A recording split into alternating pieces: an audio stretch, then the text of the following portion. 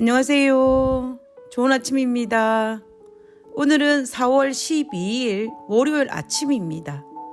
안실교과 새벽기도에 오신 여러분들을 진심으로 환영합니다. 저는 네파교회를 섬기는 정선옥이라고 합니다. 기도드리고 오늘 교과 내용을 살펴보도록 하겠습니다. 기도하겠습니다. 하늘에 계신 저희들의 아버지, 이 아침에 하나님의 말씀으로 하루를 시작할 수 있도록 도와주셔서 감사를 드립니다.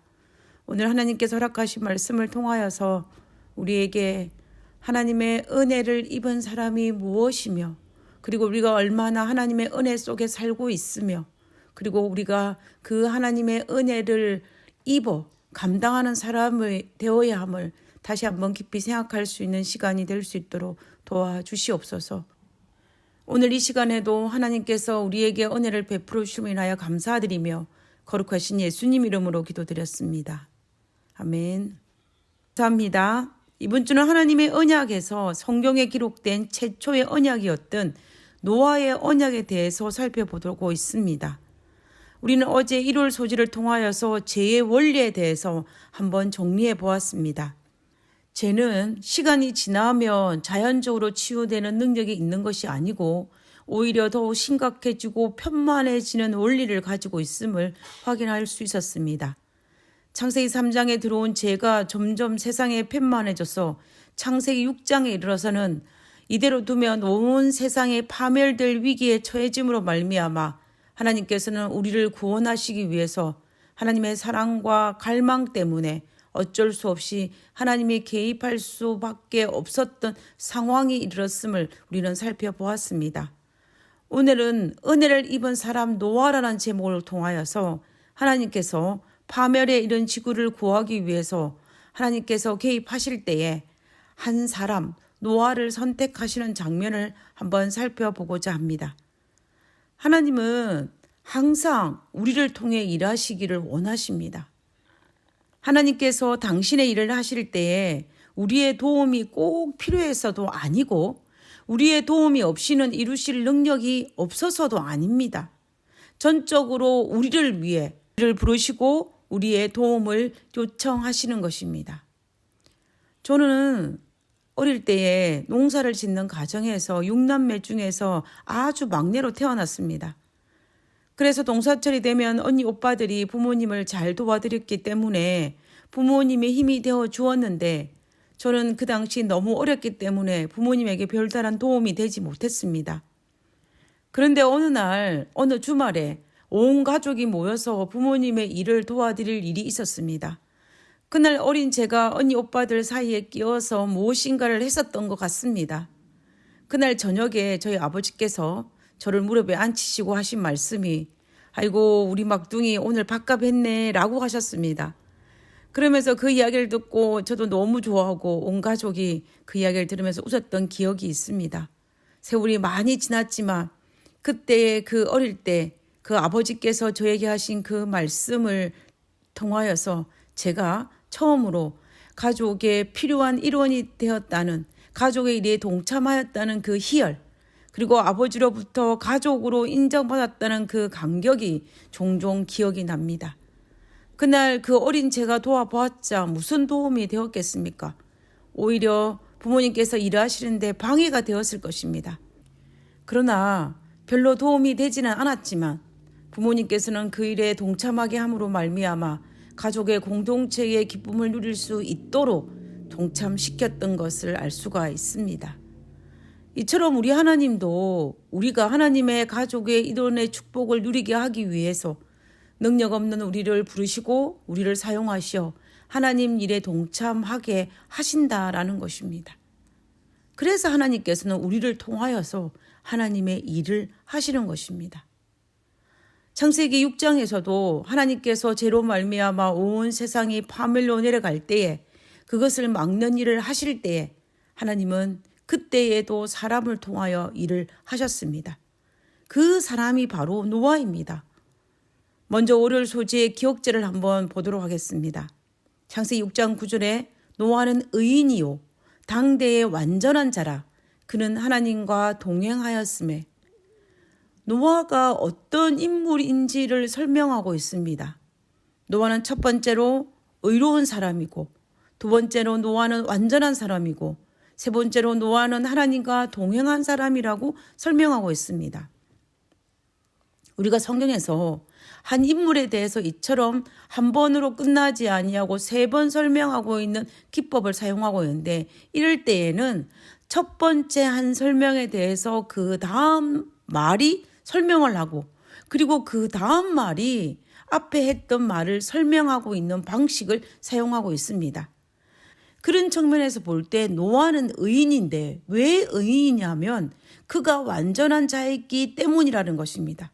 그러면 그가 왜 완전한 자인가에 대한 이유는 그가 하나님과 동행했기 때문이라고 설명하고 있는 것입니다. 결국 창세기 6장 9절에서 말하고자 하는 의도는, 노아가 의인이라고 인정받는 그 이유는 그가 하나님과 동행했기 때문이라고 설명하고 있는 것입니다. 우리가 이런 방식은 욥기서 1장에서도 확인할 수가 있습니다. 욥기서 1장 1절에 욥에 대한 설명이 나오는 부분이 있습니다. 우스 땅에 욥이라고 이름하는 사람이 있었는데, 그 사람은 순전하고 정직하여 하나님을 경외하며 악에서 떠난 자들아라고 설명하고 있습니다. 욥은 첫 번째로 순전한 사람이고, 두 번째는 정직하여 하나님을 경외하는 사람이고, 세 번째는 악에서 떠난 자라고 설명하고 있습니다. 그러면 욥은 순진한 사람인데, 왜 순진한 사람이냐면 그가 정직하여 하나님을 경외한 사람이라고 소개하고 있으며, 그가 왜 정직하고 하나님을 경외하였는지 그 이유를 설명하고 있는데, 그 이유가 바로 그가 악에서 떠난 자이기 때문이라고 설명하고 있는 것입니다. 결국 노아가 순전한 이유는 악에서 떠났기 때문이라는 것입니다. 성경에서 이런 경우들을 종종 볼 수가 있는데요. 우리가 노아가 하나님과 동행하고 하나님과 뜻이 맞는 사람이었기 때문에 그를 의인이라고 칭하였다는 것을 우리는 알 수가 있다라는 것입니다. 그는 하나님께서 함께 일할 수 있는 사람이었고, 하나님의 음성을 듣고 순종할 수 있는 사람이었고, 하나님을 신뢰할 수 있는 사람이었습니다. 그래서 하나님께서 노아를 당신의 목적을 이루기 위해서, 당신의 일을 하시기 위해서 사용하실 수 있었던 것입니다. 하나님께서는 파멸로 내려가는 이 인류를 구원하기 위해서 하나님의 일에 쓰임받는 도구로서 준비된 깨끗한 그릇으로 그를 사용하였음을 우리는 알 수가 있습니다.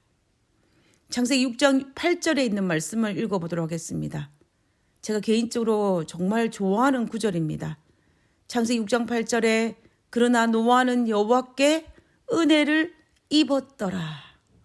노아는 여호와께 은혜를 입었더라. 은혜를 입었다는 이 말이 얼마나 좋은 말입니까?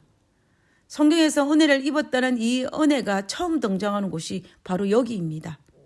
하나님께서는 노아에게 은혜를 베풀었다라는 것입니다. 하나님께서 노아에게 은혜를 베풀기만 하였다는 것이 아니고, 노아는 하나님의 베푸신 그 은혜를 입을 수 있었다라는 것입니다. 그가 비록 성경에 기록된 대로 완전한 의로운 사람이었지만, 그는 여전히 하나님께서 값없이 베푸시는 은혜가 필요했던 죄인이었습니다. 그러나 죄인이었던 그가 하나님께서 베푸신 은혜를 입을 수 있는 사람이 바로 노아였다라는 것입니다. 하나님께서 베푸시는 은혜는 모든 사람에게 내립니다.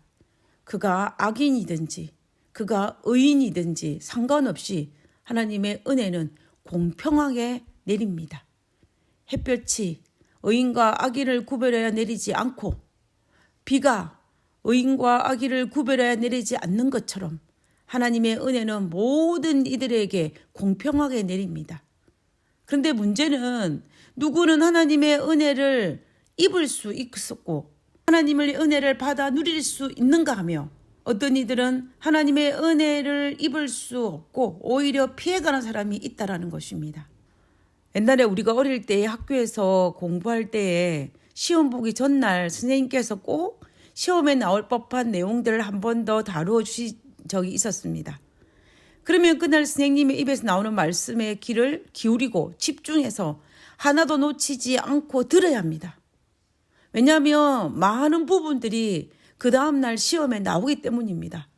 그래서 스님께서 하시는 말씀에 귀를 기울이고 그것을 노트에 기록하고 잘 이해되어지지 않은 부분은 집에 가서 그 부분을 다시 한번 확인하고 상기시키고 머릿속에 넣어야 합니다.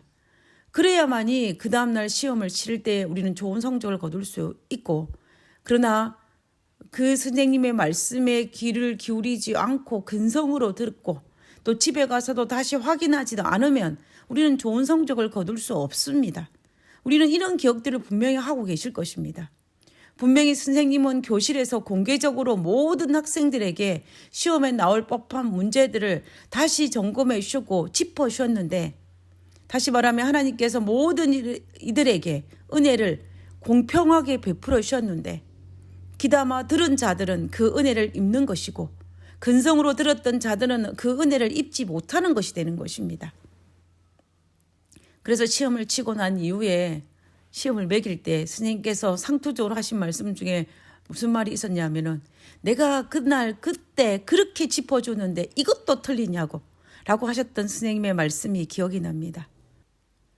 노아가 하나님의 은혜를 입었더라는 이 표현은 노아에게 하나님께서 특별한 대우, 특별 과외를 한 것이 아니고 하나님께서 온 인류에게 은혜를 베풀어 주셨는데 그 은혜를 노아는 받아 누릴 수 있었다라는 것입니다.